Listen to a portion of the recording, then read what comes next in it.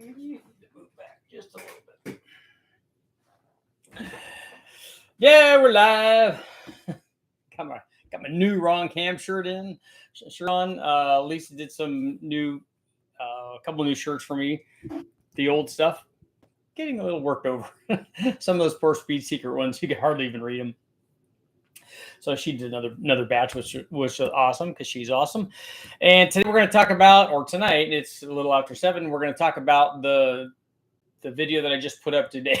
Excuse me, the video I just put up today, and that is on stack injection. So we ran an old. It's fairly modern, especially compared to Weber carburetors, but they look like downdraft Webers. But they are in fact fuel injection. They have the fuel injectors tucked inside the carburetor body, and they got the injectors like crisscrossing and kind of aiming into the ports. The nice thing about them is that there's no venturi, or there's no these things, because they just have the butterfly in them. They flow better than your typical, same size Weber would be.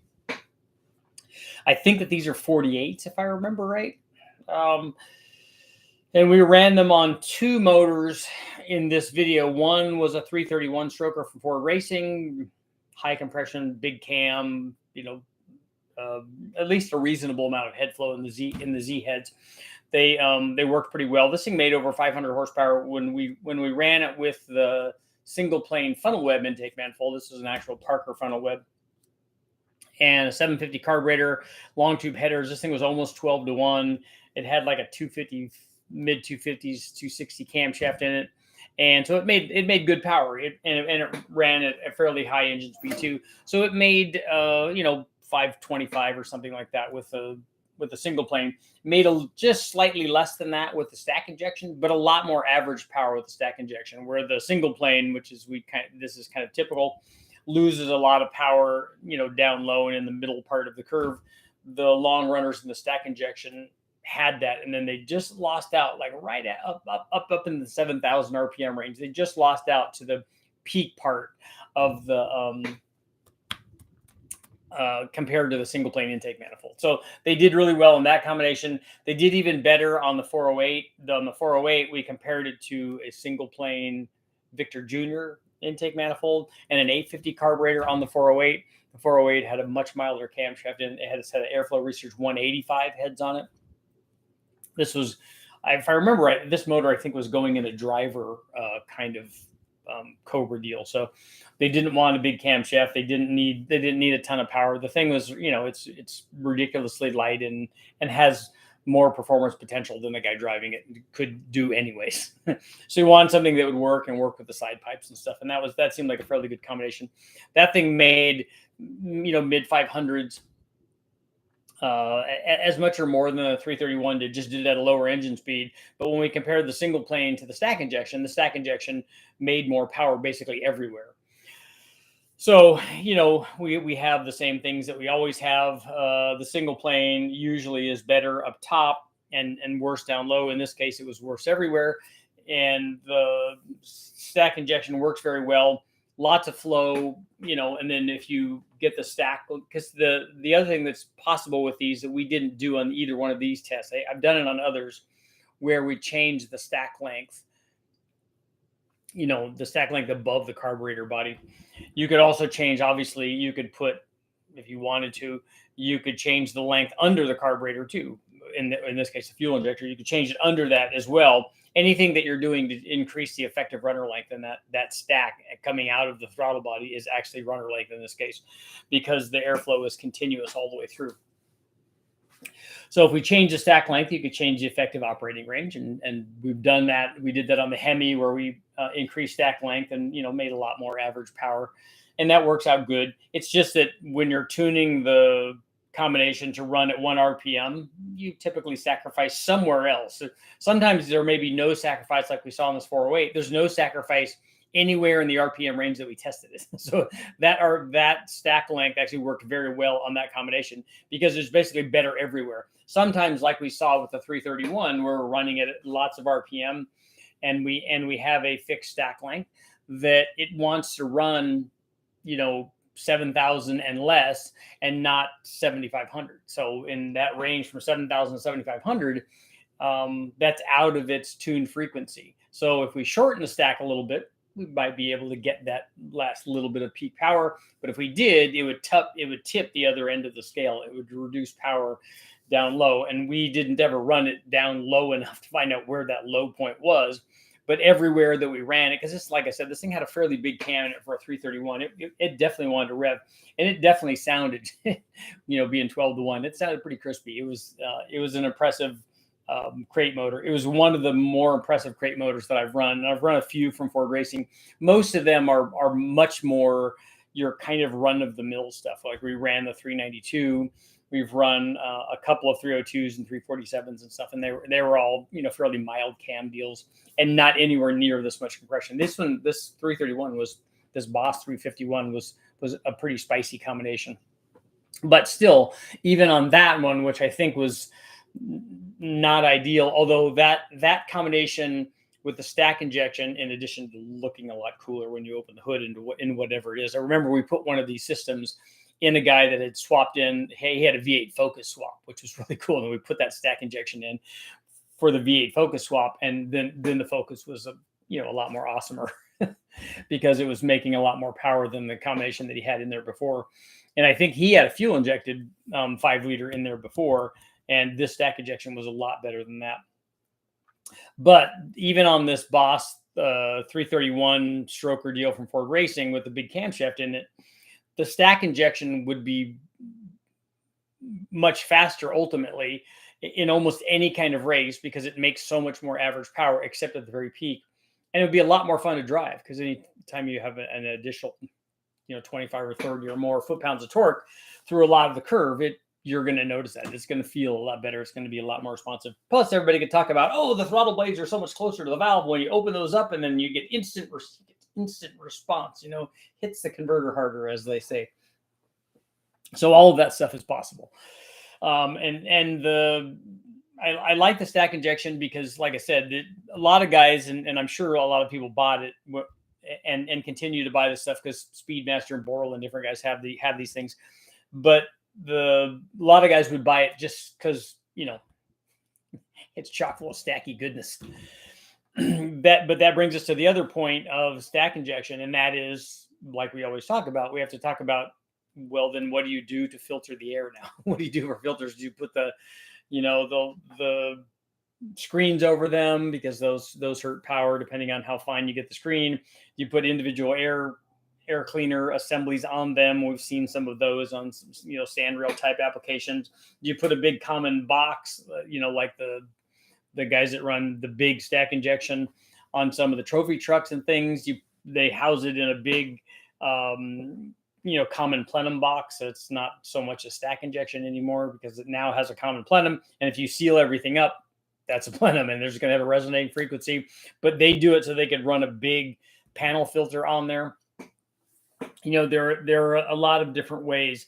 Some guys that aren't going to drive it, very many miles, they just leave it open and drive it around and, have it look cool, which is certainly an option, but it's going to last not nearly as long, constantly ingesting, dirt and particles. Even stuff that you can't see is going to help. The thing is going to wear out, much faster. And you see that whenever you go, if you have any other sort of vehicle that has some sort of filter on it and you go to change it after 20, 30, 50,000 miles, whatever, and you see how much dirt it is accumulated, all of that dirt, if you don't have a filter on it, would be going into your motor, which is not a good idea. But the stack injection is awesome.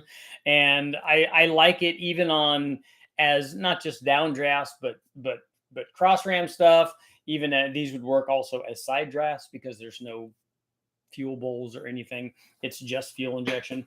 And so you could use them as side drafts like I had on my 260Z. The guys use those side draft Webers. But I wonder, in fact, I think that will be our poll.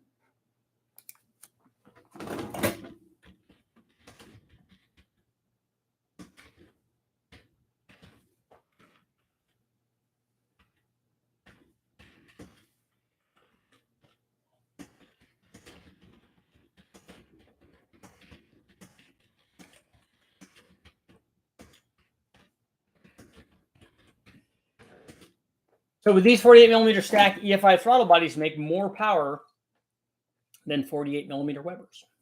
Few things to consider. I'm going to go ahead and ask the question first, and we'll talk about the couple things to consider.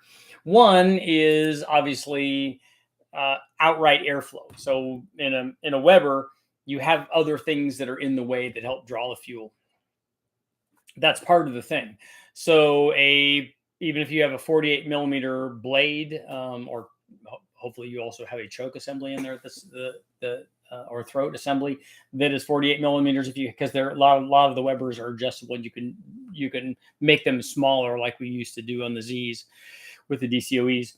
But if you have that and it's 48 millimeters and everything's 48 millimeters, it still has stuff in the middle part that's taking up room and taking up airflow. So in terms of ultimate airflow, something that has that is not going to flow as much as something that doesn't have that. So that's one thing to consider. The other thing to consider, though, is because you're drawing fuel through that, is the Weber carburetor better at emulsifying the fuel? Do you have finer fuel droplets? Does it make more power? Both of them, I think, are going to provide, because of where the fuel is injected on these EFI deals, both of them are going to provide charge cooling. So I think you get that from both.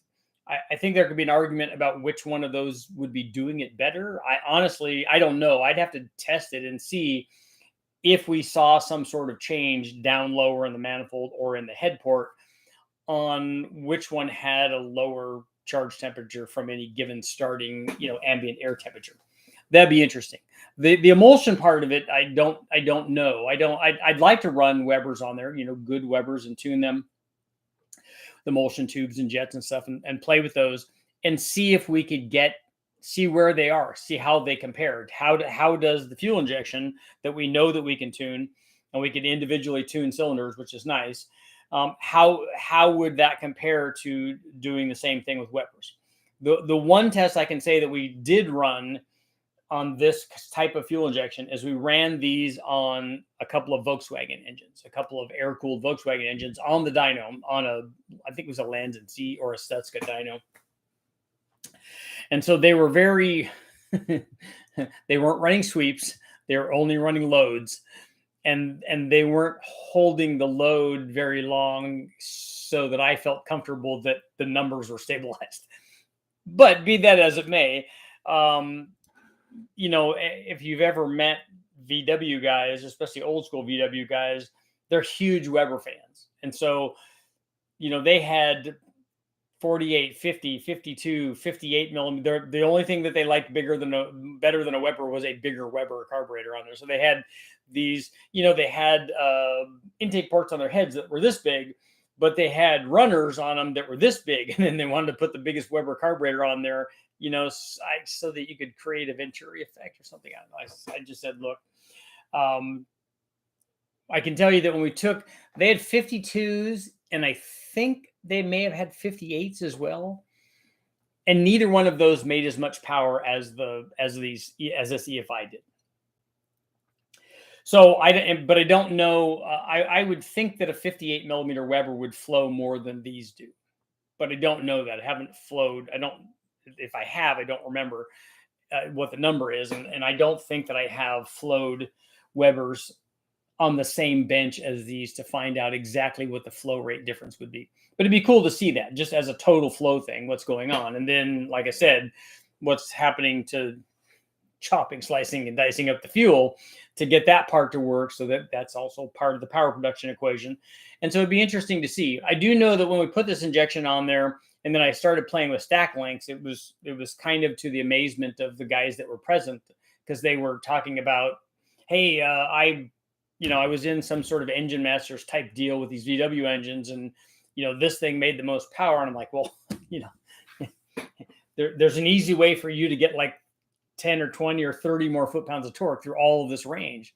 And they're like, oh no, you can't do that. We spent this much time on, timing the camshaft and advancing it, retarding it, and doing these heads and doing all these things. I'm like, look, I said, I don't know anything about Volkswagen engines. I said, this is probably the first one that I've ever run on the dyno. But I'll guarantee you that this will do that, because it always does. It's not a matter of it working or not working on a Volkswagen. It works because it's it works on an organ and that have been around before the internal combustion engine. It's still working now on all of these. I said, so if we make this stack longer, I said, we will pick up power.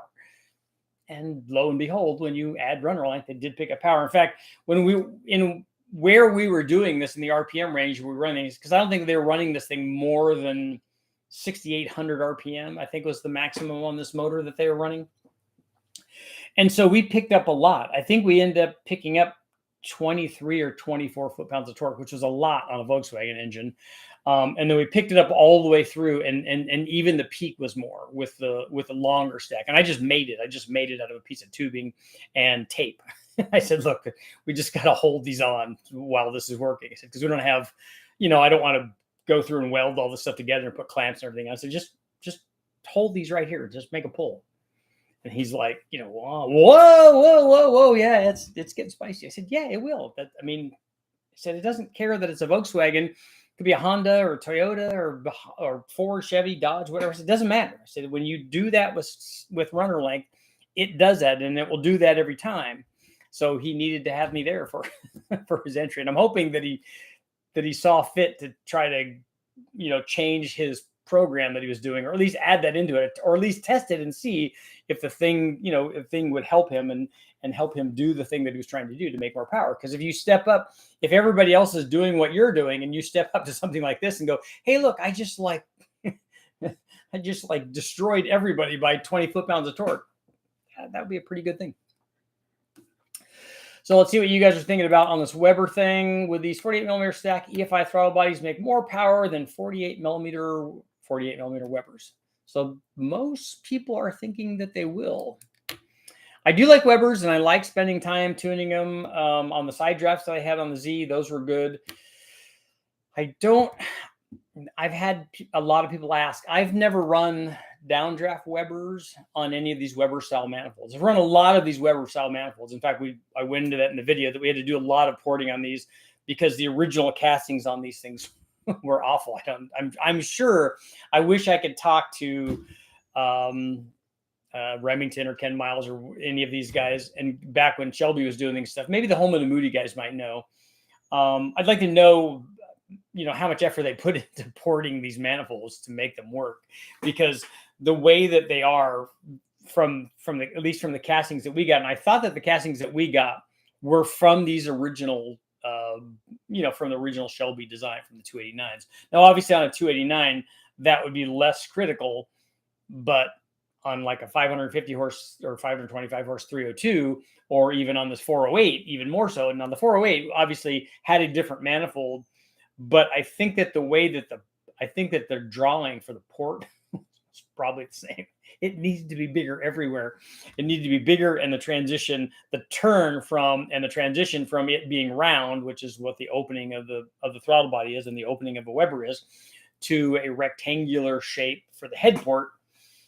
That I think could probably use some work, and I think Tom that worked at West Tech did most of the porting on those things, and he did a good job because it picked up a lot of power. Because we did back-to-back tests on just the manifold portion of it. We took off the stock one that was unported, and then he went to work on it, and then we ported it. He ported it, and then we put it back on and did it like on the same day. Just okay, Tom, here, just do this, whip this up really quick. He's like, really? Are you guys kidding me? But it did pick up quite a bit of power. I remember it as being 25 or 30 horsepower, quite a bit. So let's see what you guys got going on tonight. I'm going to turn my fan on. Contact. 1 Liter Mafia. You're about to go repossess a car? Uh-oh. Who was I just talking to? Oh, I made a comment on Tony Angelo's thing about the Chevy Sprint, because he made a cool post about how to make your own vacuum advance retard canister. And I told them that, the Chevy Sprint Turbo, the best car ever made, I already had one from the factory. I just got an engine rebuild, a baby cam, and a DOD delete, semi-tune. Someone know why my engine light blinks and stops and then blinks again? Does anybody know any tuners here? Is something not connected? One of the, like the DOD plug or something? Charlie can confirm stack injection on a 4.0 Windsor is a blast. Yeah, it is fun when everything's working right. Driving that Focus, and I got to drive a lot of kit Cobras too, which were cool. But the Focus was really interesting because it was, I had a Focus which was about the same year, and having a V8 one was a kind of a different ride.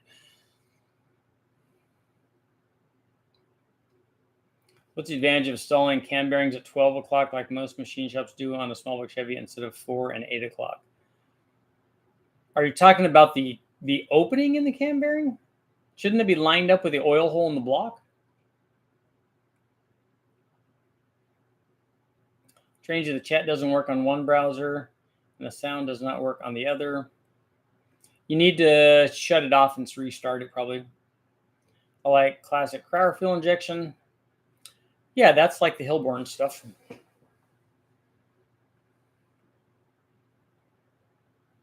Remember people trying to drive mechanical injected street machines in the mid 80s? Yeah, that'd be a lot. It'd be hard to get the drivability with mechanical injection.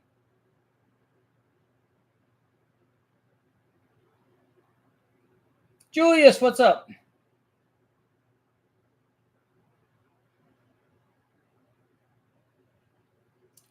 I learned my lesson about not using air filter when I was a kid running around in my Honda Z50.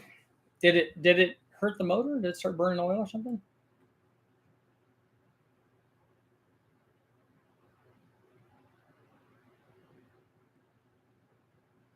When we look at small block Ford build prices, it makes the LS swap look like a no big deal.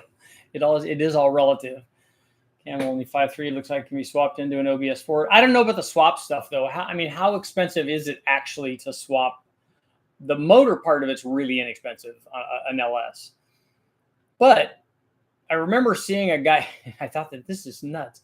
I remember seeing a guy post a bill that he gave to a customer for doing a cam swap, like in a vehicle at his shop, and it was $4,000 or $5,000 for a swap.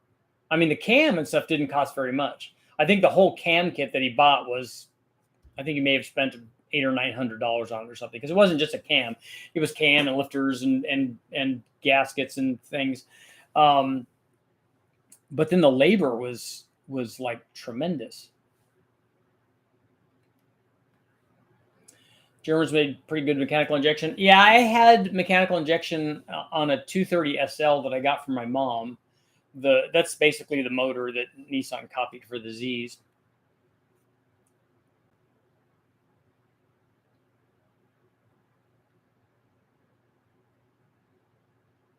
The carb will feel more responsive because the spray should be pre-calculated and proactive instead of the reactive EFI setup. I think you have those backwards.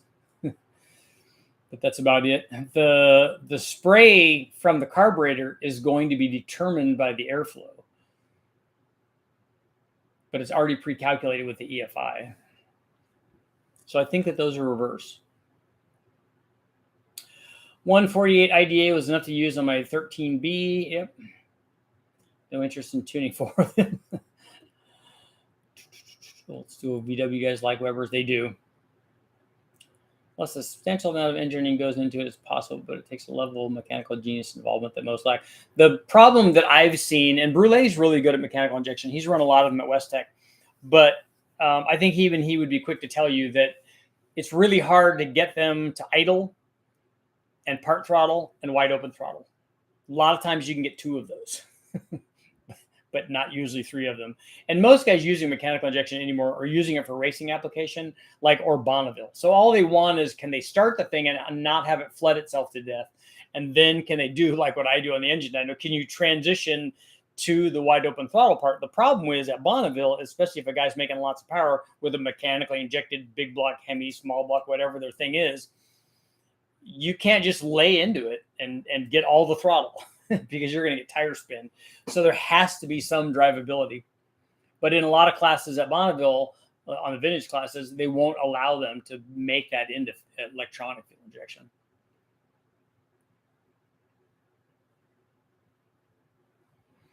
Cam only 6-liter would be worth the effort for sure. I remember reading about a low boost turbo 6-liter pushing 600 wheel horsepower for 90,000 miles. And also, it should be able to do that. If you put ring gap in it and build it right and tune it right, it should do that. I had 85,000 miles on my 5-liter with a blower on it. It wasn't making 700 wheel horsepower, but it wasn't starting out making anywhere near. It was starting out making half of what a 6-liter makes anyways. Some of those air-cooled aftermarket manifolds are really long too. They are. The ones that go up on the side of the motors.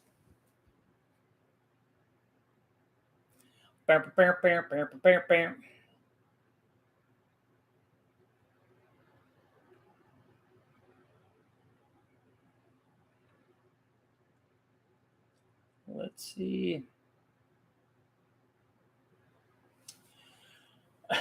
Weber is Latin for trouble. I really want a sleeper build 944 and stacks IDBs would be incredible, but the 944 hood is low. It is, but you could do a little hood scoop on it. 944s I like, but I think a 944 should be a turbo. Now a turbo K 944 I think would be cool.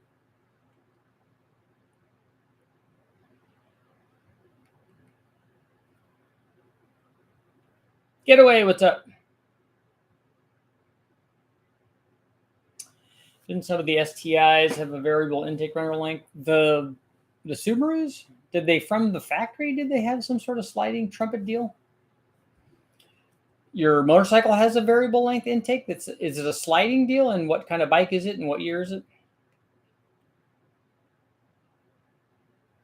And you start swapping cams. Yeah, it was. And he was talking about he was trying to justify it, and you get to justify your own prices if you have a shop. And if your labor rate costs as much, he was even saying that he discounted the guy like 10 hours of labor, that the book time calls for 30 and he did it in 20 and only charged the guy 20. But the whole total of all things came out to be quite a bit.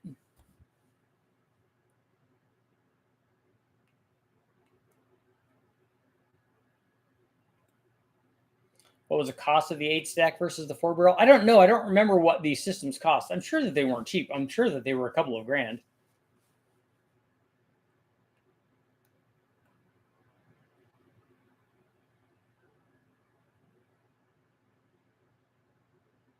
You have Highborn fuel injection on a Fontana Chevy 2 4-cylinder. Okay.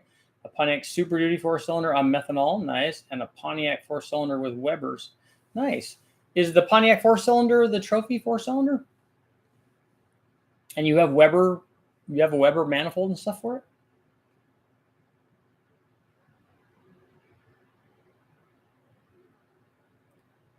it? Dean.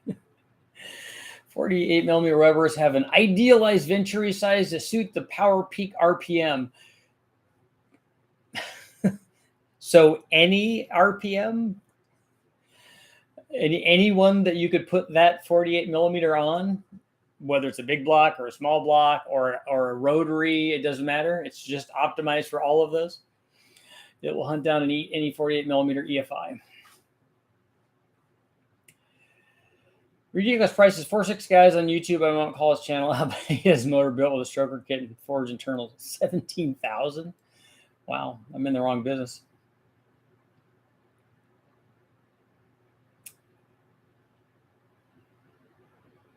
Have you ever thought about throwing a 5-cylinder or 4-cylinder Atlas on the dyno? I still want to get the 6-cylinder on there first, and then the other ones would be cool. VMAX has a V-boost system on their carbs. What did it do? I remember the VMAX, but I thought that it was just pressurized air going into it. But did it have some sort of intake trickery?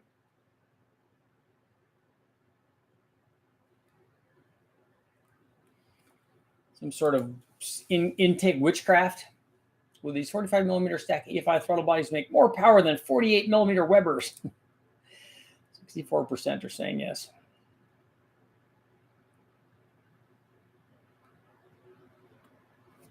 The vehicle might not even have been an LS. It might have been an LT motor, but that's I've done both of them, and that's not the LT motor, because it was new, was a little different, but not, fundamentally so. Still just stuff. Trying to smile. And there we have it. Let's see here. The so in fact I'll show you guys a photo of the Stackaroonie.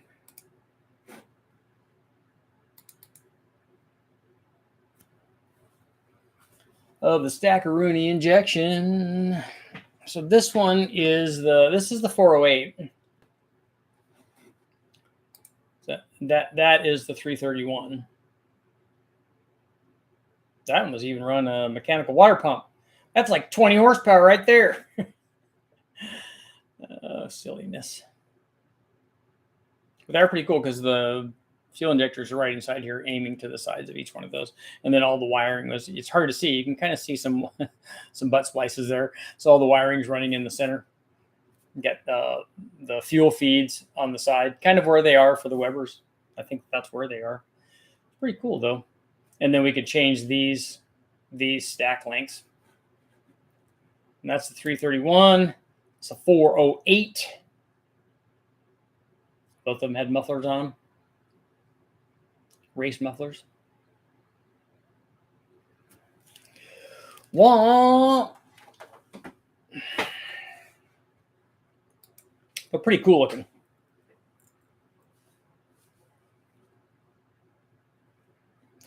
Wheelbase, I don't know. I don't think that system's available anymore. The ones that Speedmaster has, I think, are quite a bit less than that.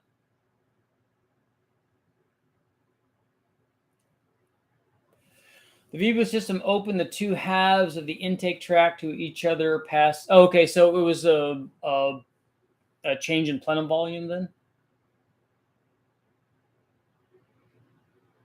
How much horsepower am I missing running a 6-liter truck intake with 3-bolt over a TBSS with a 4-bolt? Do you have a cammed 6-liter? If you have a stock 6-liter, you're not missing that much. If you have a cam 6-liter, it could be 15 or so.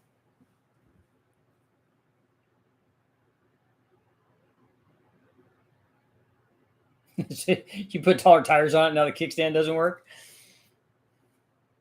You take the kickstand off, though, for the light weight. Because all that weight at the very bottom of the motorcycle makes a huge difference.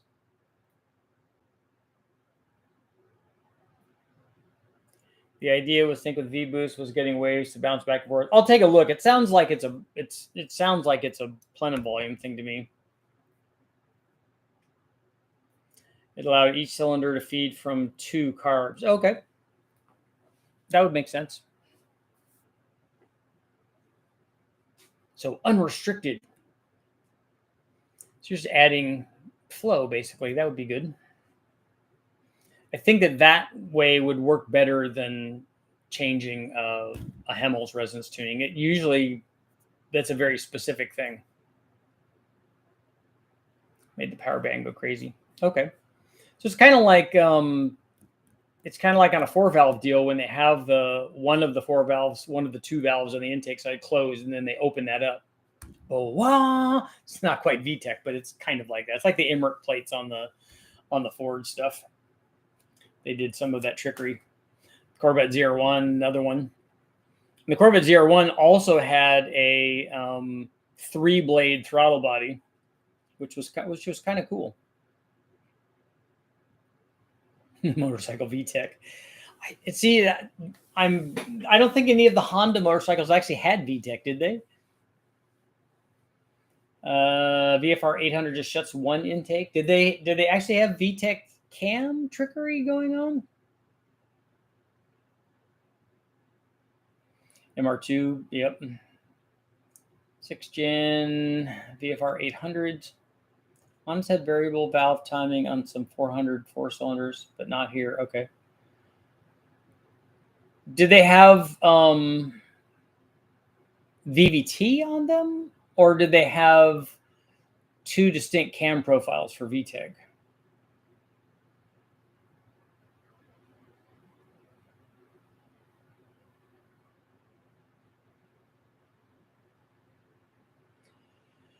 It's not car VTEC, it's motorcycle VTEC, just opened up the other intake. So it's more like the VTEC E setups on the like on my VX. Would a Vortec V3 SI be a bad thing for a Cadillac? No, you'll just have to spin it fairly fast. And by spin it fairly fast, I don't mean the motor, I mean the blower, because you're not going to spin the Cadillac very fast. So you'll want to speed the blower up. So at your 5,000 or 5,500 RPM that you're running on your Cadillac, that the thing is actually making boost. Otherwise, it's not going to make very much.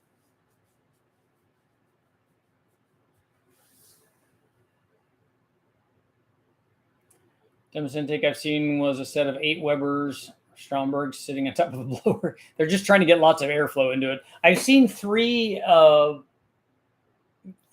carburetors on top of a blower. When cam slides in at 9,000 RPM. Does adjusting the stack length move the injector up or down? It doesn't if you're changing the stack length above the injector. But if you're changing if you're putting an intermediate spacer, in this case on the stack injection, between the throttle body setup and the intake manifold, if you put an intermediate space, you would be moving the injection up.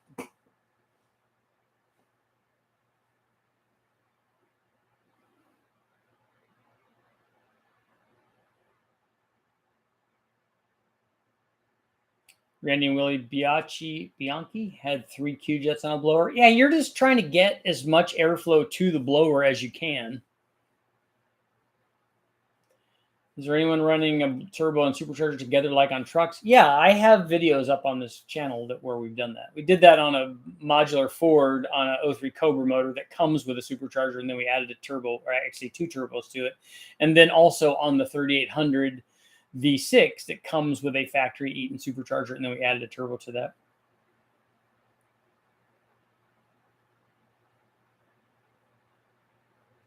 Julius, the 8 Weber thing is an Aussie burnout car. It's done for show, same as twin blowers back in the day. You're not known if you're not blown. Aussie's coming out with the cleverness. Nitro VW TSI engines. Is the VFR 800? That's not because I had a 500 Interceptor, and I remember the VFRs. I remember the all white ones.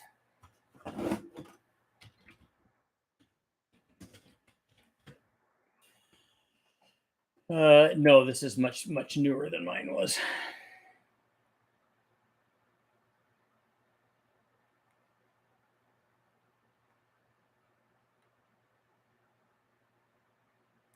Mine was the red, white, and blue 500 Interceptor.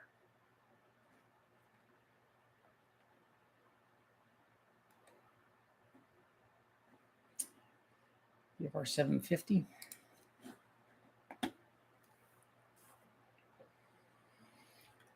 I'd like to see Richard test an old Hilborn style injector. They've run those, like I said, they've run those a few times at West Tech. There are a couple of guys that have brought those in, and Brule's done them. I'm sure he could show me how to do it. I've never done it, but it doesn't look too hard. I mean, I'm familiar with the basics of it. It just take a little while to get it all going.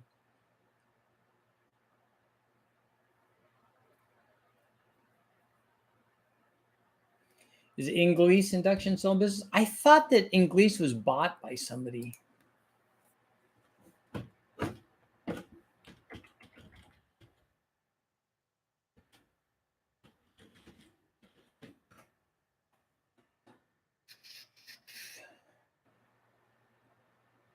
Jim Inglis, 8-stack.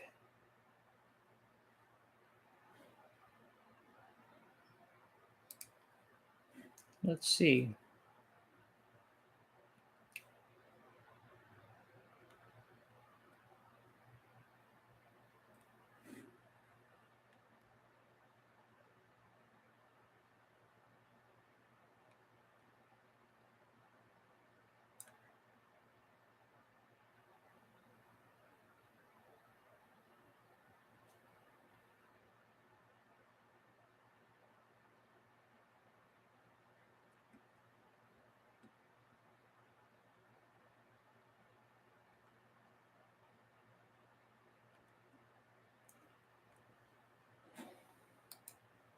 Eight-stack V8 systems. Let's see.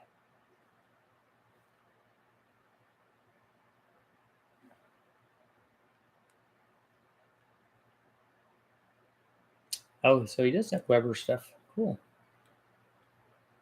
Got FE stuff. Lots of OG stuff.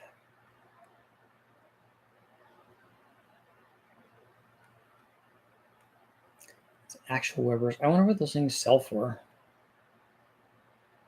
Ooh, cross ram. Cross rammy goodness.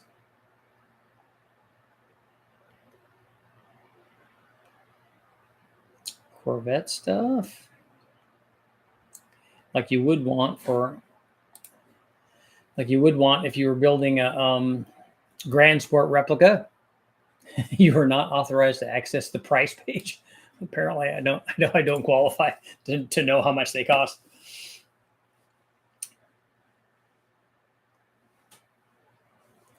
Can you turbocharge a stack injection? Yes, you can, but you have to make it into a common plenum.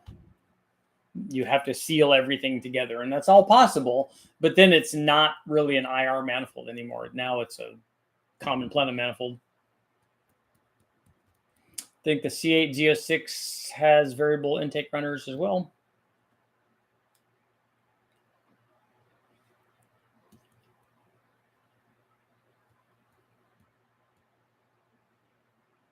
Let's see.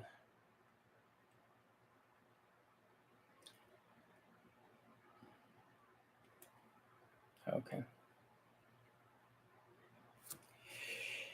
Here we go.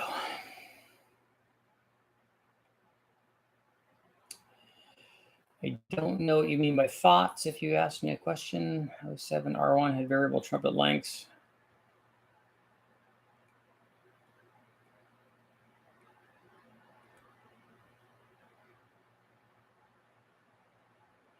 L88 Corvette replica with a mid-engine C8 chassis.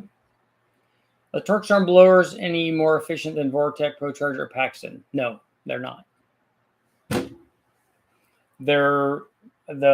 torque storm is a good blower for the power level that they're designed to operate at.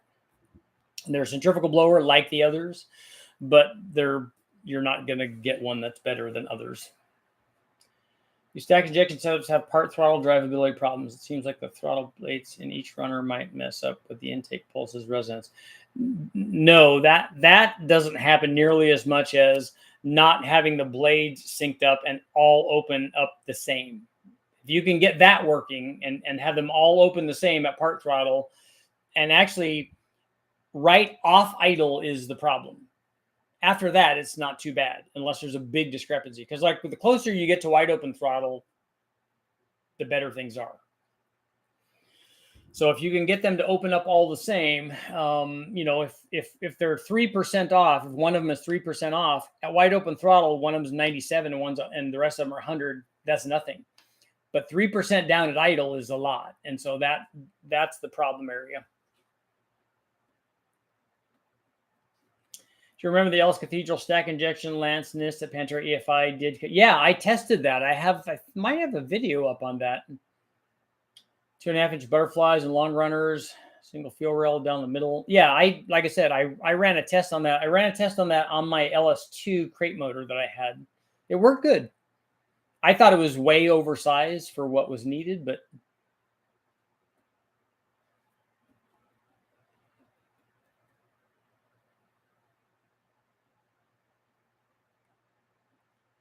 I think the 8-stack loses some appeal when you have to put filters on top. But I agree. I mean, I think side draft Webers do too. I think having even if you have a cool, like I made a box and then chromed it on my Z, so it looked cool. And then I had a cold air because even back then I thought, man, I want those stacks and it looks really cool.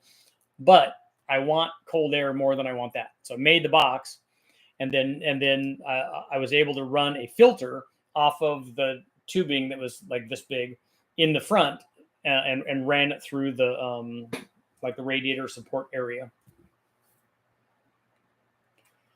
Bought a 57 Chevy wagon with a 4.8 Texas Speed Magic Stick 3 NOS cam, 238, 248, 242 in a 4.8. eBay short intake, man. 80-pound injectors, on 378-75, and air-to-air intercooler, TR 6066 6-speed. So does it does it do what you want it to do? Like, are you happy with that? Because all of that seems like too short of an intake manifold and too big of a camshaft on a 4.8.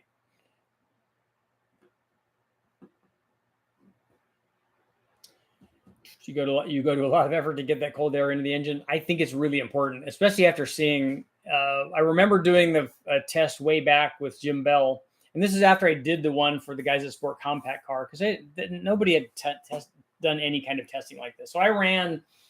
Everybody puts filters on a stick. Basically, it's a it's an RS Akimoto length of tubing on a Honda and the cone filter. The filters are nice because they have a nice radius entry molded into them. So that's excellent. And they make good power, especially on a VTEC motor. The short runner, the short stick, actually makes more peak power than the long one does, because this is Helmholtz resonance and this is what's happening. And when you run the AEM it's really long and smaller in diameter and goes into the fender well, it makes less power on the chassis dyno. But we don't drive with our hoods open. And so I did the stock one, I did the long AEM, and I did the RS Akimoto, and we ran them all in the chassis dyno with the hood open. I took air temperatures driving around. Then we took them out. We ran to Mexico and did some top speed runs with them. And I monitored charge temperature while we were doing top speed runs, which we were using a radar gun on. And the RS Akimoto short one that has the open filter inside the engine compartment was as slow or slower than the stock one was, because it had like 23 or 24 degree hotter air going into the motor because it was breathing air from inside the engine compartment. The AEM was the best, the one grabbing air from the fender well, and then the stock one was not as good as the AEM was, but was still grabbing cold air. It was just restrictive. Would you think a truck Norris can be better on a 4.8? Yes.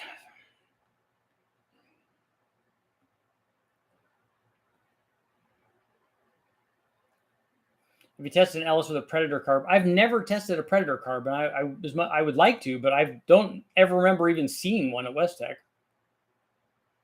Synchronizing carbs on a Suzuki 380 was a challenge, but once I got the multi-carb manometer made, the job was much easier. Yeah, I had a Unisync when I had the Z. Love to see your twin M90 test. Richard Motor Trend made 530 wheel horsepower with an M90 on a 4.6. you keep bringing those 500 wheel horsepower numbers up on the M90. There's really a weird build going on in the 3000 GT community. I paste his overview here in a minute. You'll find it interesting. The M90s that I use on the 3800 won't make anywhere near that. Whatever the M90s are that they're using on the V8 Mustangs are obviously different.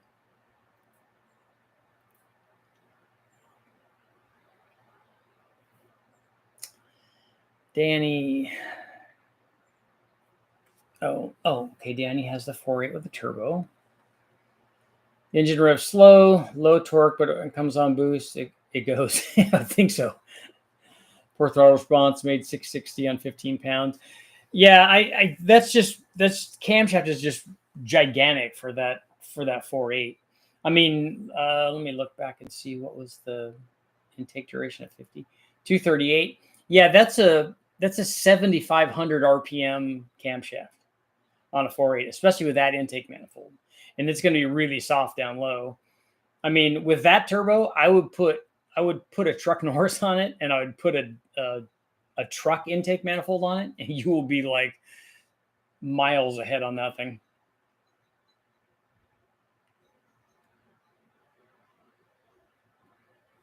Jewish, you got a Predator laying around somewhere?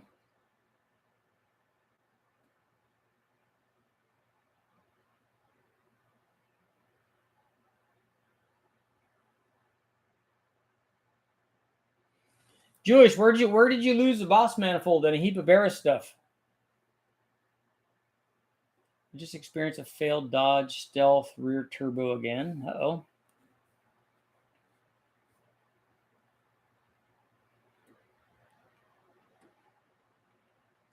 I said MP90. Is that a Magnuson Products 90 or something? I shouldn't have just jumped all over you, but inside the cab literally is a 1.3 liter Colt engine. Pulls the alternator, power steering pump, 1,000 horsepower supercharger.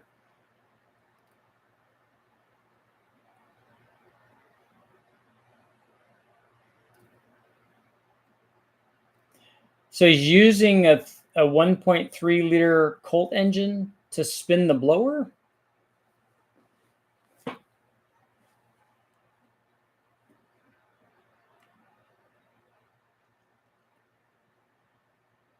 Yeah, twin M90s from the 3800, which are not very powerful superchargers, but two of them would make decent power.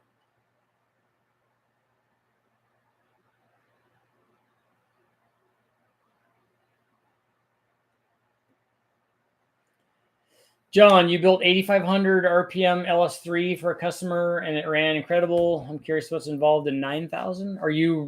Is this a solid roller deal?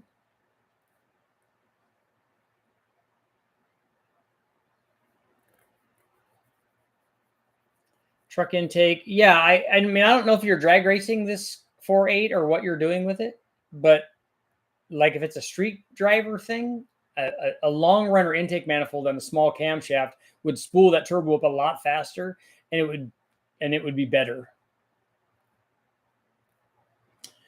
On the video today, did the 331 lose valve control above 7,200? Yes, it did. I mentioned that in the video. Yeah, a fast would be good too, but even a fast is a 7,000 RPM manifold on a 4.8.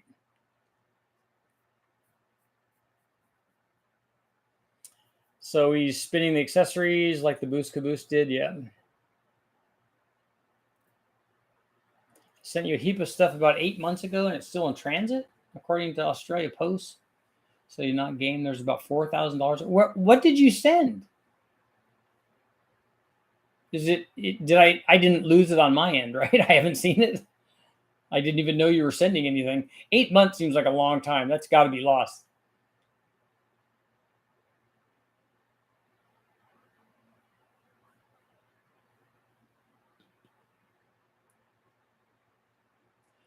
Richard, that's the question I'm asking. Thanks for the answer so far. With the solid rollers being likely key, I remember reading about a screamer they called for super push rods to fight deflection.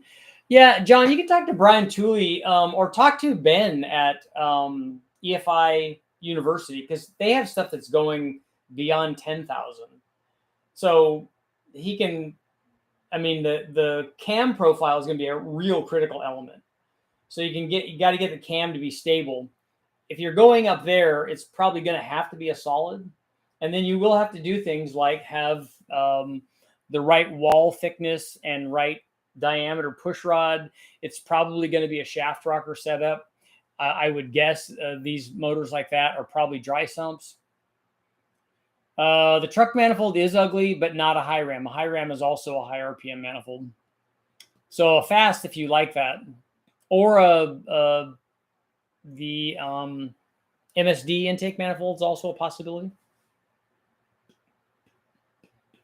Will a V3 SI be equal to or close to the performance of a torque storm? I don't know what the 74 millimeter torque storm is. When I was doing torque storm stuff, they only had one, and a V3 SI is more powerful than what that supercharger was. But I've heard that they have a new one. I just haven't seen anything about it.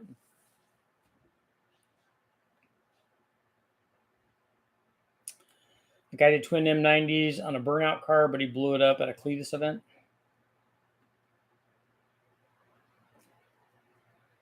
Hit the like button, affect global swarming. Man, those guys in Florida, they got 100-degree water out there. That's not good.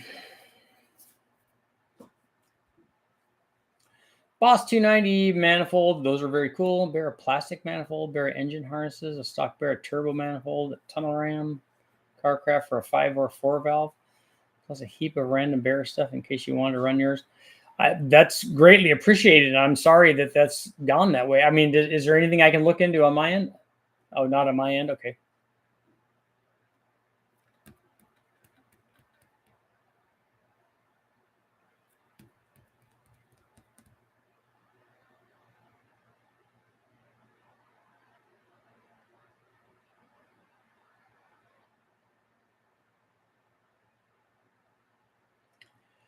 What I'm thinking on cam is duration in the 300s. That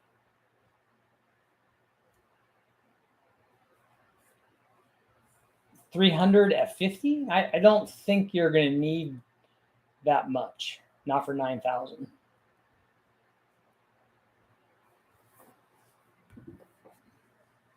I don't know what the displacement is. The more the greater the displacement, the more the duration, the higher the durations number is going to have to be.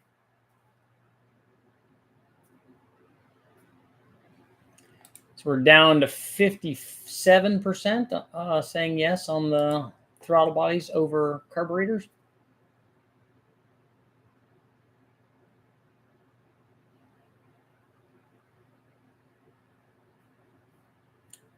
Those aren't 50 numbers. Those are, well, if they're advertised numbers, that's not enough. It's got to be bigger than that.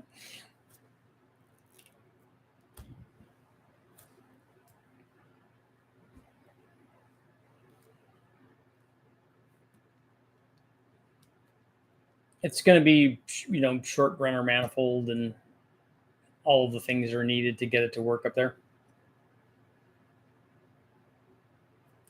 A whole bunch of head flow, compression.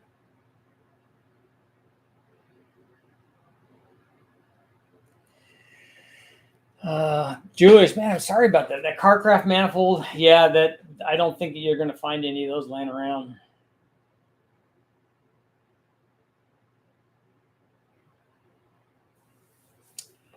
.408 small block Ford is on the way for the Factory 5 Cobra. Is this a Factory 5 like Cobra convertible, or is it a Daytona?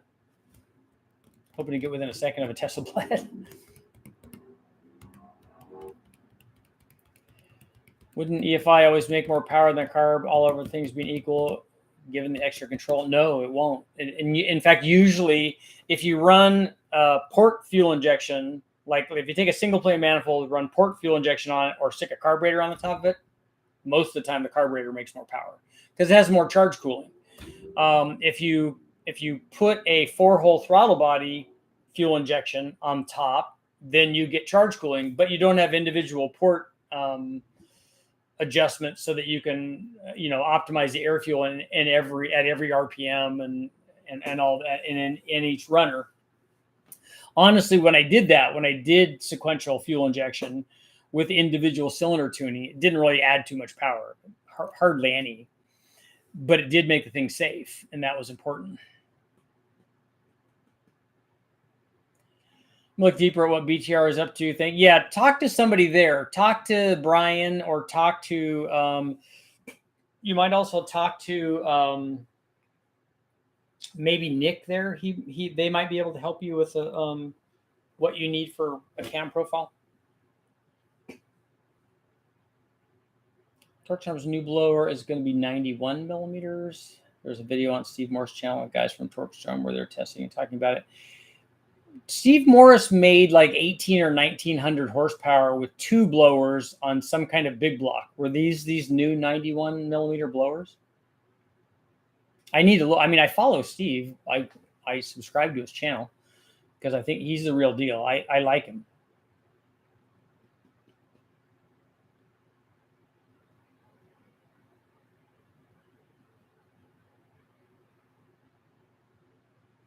Bought some FR 500 heads and manifold for the Mark 8.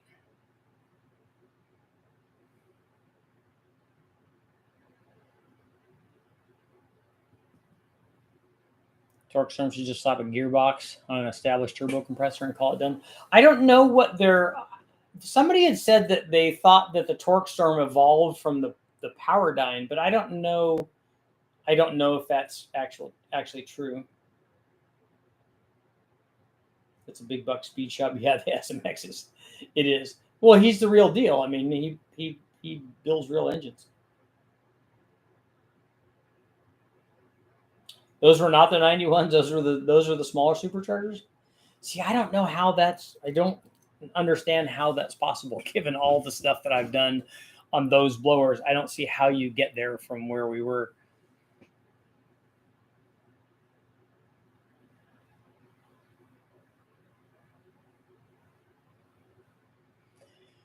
Cool the intake air rather than the fuel on EFI engines to make more horsepower than a carb. So I don't know how you're going to do that.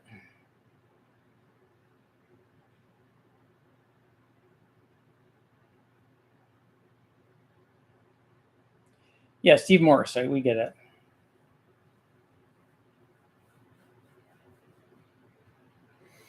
One more minute. We've been here a long time already.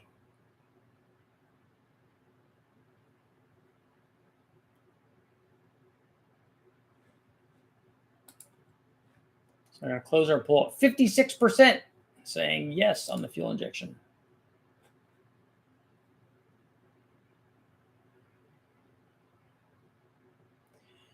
We'd like to see the Richard store at some point, dropship LS parts and small block Ford parts. Well, not just those, it would be everything.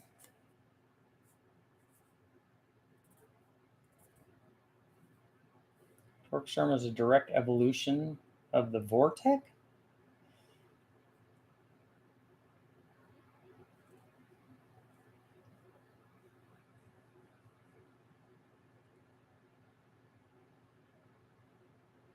It is a good entry level blower. I like it because it's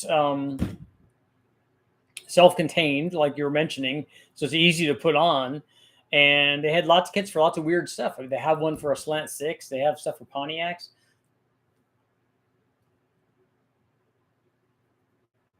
Port water meth injection for charge going. Yeah, it's a good idea. I don't think you're going to need it on an NA motor, but on supercharged stuff, it's a good idea. Supercharged, turbocharged stuff. As long as you can have equal amounts going into each cylinder, that sort of injection does pretty well. Although everyone is telling me that you need to inject everything before the supercharger or before the turbocharger, and that takes care of all that.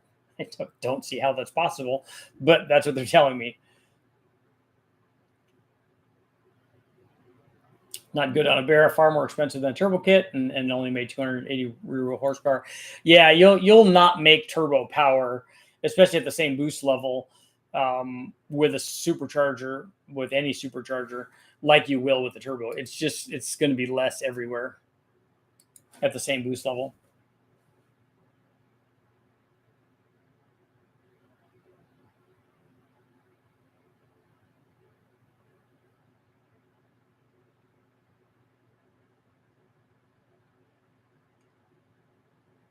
Later, Dater. And on that note, it is time to go. But I will be back tomorrow. I don't know what's on the docket for tomorrow. I'm looking. I think I found the stuff on the Milodon Ford upgrade. So we might be doing oiling system upgrades because I don't think I've done one of those as in video form. We've done a couple of tests where we've done the oiling stuff on big block Chevys, where all you have to do, and I think Engine Masters actually they did a TV show on that. Where I mean, all you have to do is on a big block, if you put the amount of oil in that the pan calls for, it's going to be too much, and if you take oil away, you will make power just magically. And so it's pretty easy to do if you get the right amount of oil in there, so that it's not too little that you start running out of oil, and it's not too much that you get windage. And so when you get that right sweet spot, it definitely ends up making power. But what I did was we changed the stock, in this case, a 5-liter Ford pan, to a real Milodon pan with a windage tray and stuff in it. And on the 408, we did a kick-out pan and stuff in a windage tray. And that's even better to stop because if you see what's happening when the motor's spinning around, it's grabbing all the oil, and it's just like a cyclone going on in there. So if you get an edge, you can get the cyclone to come up and stop, and then the oil comes back down. It's not all grabbing all of that. And so it definitely is worth power. And it definitely was when I did the Engine Masters deal, and it did when I did every other test after that, because I did it twice after that, and it made a big difference. And on that note, I will see you guys all tomorrow.